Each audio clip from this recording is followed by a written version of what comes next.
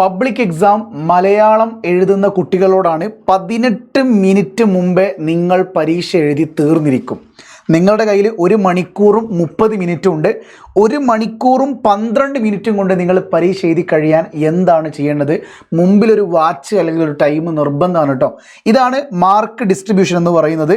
ഇതാണ് നിങ്ങളുടെ ക്വസ്റ്റ്യൻസിൻ്റെ എണ്ണം. ടോട്ടൽ നിങ്ങൾ എടുക്കേണ്ട സമയം ഇവിടെ കൊടുത്തിട്ടുണ്ട്. 1 മാർക്കിൻ്റെ സെക്ഷൻ, അവിടെ 4 ക്വസ്റ്റ്യൻസ് ഉണ്ട്. നിങ്ങൾക്ക് ടോട്ടൽ ടൈം എന്ന് പറയുന്നത് ഒരു ചോദ്യത്തിന് 1 മിനിറ്റ് നിങ്ങൾ എടുക്കാവൂ.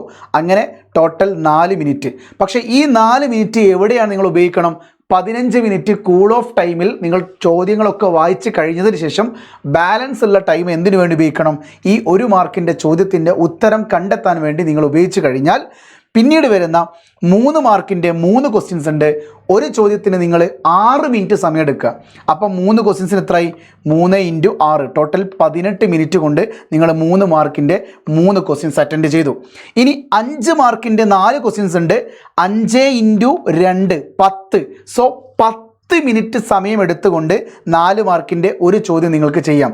സോ 4 ചോദ്യങ്ങൾ വരുമ്പോൾ ടോട്ടൽ 40 മിനിറ്റ് സമയം എടുത്തു. ഓക്കെ, ഇനി 7 മാർക്കിൻ്റെ ചോദ്യമാണെങ്കിൽ നേരെ ഡബിൾ 14 മിനിറ്റ് സമയം എടുത്തോ ചെയ്യാൻ. അങ്ങനെ ടോട്ടൽ കൂട്ടിയാൽ ഈ 4 മാർക്ക് ഒഴിവാക്കി ബാക്കിയുള്ള ടോട്ടൽ ടൈം കൂട്ടിയാൽ 1 മണിക്കൂറും 12 മിനിറ്റും കൊണ്ട് പരീക്ഷ കഴിയും. ബാക്കി സമയം 18 മിനിറ്റ് ഉണ്ട്. നിങ്ങൾക്ക് എഴുതിയതൊക്കെ ശരിയാണോ, എവിടെയെങ്കിലും തെറ്റിപ്പോയിട്ടുണ്ടെങ്കിൽ ഇനി അതല്ല ക്വസ്റ്റ്യൻസും കൂടി അറ്റൻഡ് ചെയ്യാനുള്ള സമയം നിങ്ങൾക്ക് 18 മിനിറ്റ് ധാരാളമാണ്. ഇങ്ങനെ ടൈമിനെ മാനേജ് ചെയ്തുകൊണ്ട് എക്സാം ഹാളിൽ നിന്ന് ഇറങ്ങി വരുന്ന കുട്ടി ഒരിക്കലും പറയില്ല എനിക്ക് ടൈം ഇല്ലായിരുന്നു എന്ന്. സോ ടൈം ഉണ്ടായിരുന്നു, എനിക്ക് എക്സാം എളുപ്പമായിരുന്നു എന്ന 2 കമൻറ്റുകളും നിങ്ങൾ പറഞ്ഞിരിക്കും ഇങ്ങനെ ടൈം മാനേജ് ചെയ്താൽ. സോ ഈ ഒരു ട്രിക്ക് നിങ്ങൾ എക്സാം ഹാളിൽ നിന്ന് കറക്റ്റ് ഉപയോഗിക്കണം. ചോദ്യപേപ്പറിൻ്റെ മുകളിൽ 3 മാർക്കിൻ്റെ സെക്ഷനിൽ നിങ്ങൾ എന്ത് ചെയ്യണം?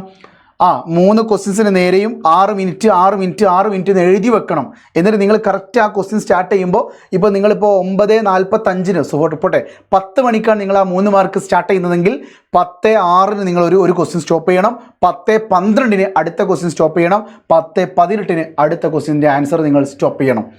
അങ്ങനെ നിങ്ങൾ ടൈം മാനേജ് ചെയ്ത് പോയാൽ പരീക്ഷാ ഹാളിൽ ഒരിക്കലും സമയം കിട്ടിയിട്ടില്ല എന്ന കമൻറ്റ് നിങ്ങൾക്കുണ്ടാവില്ല.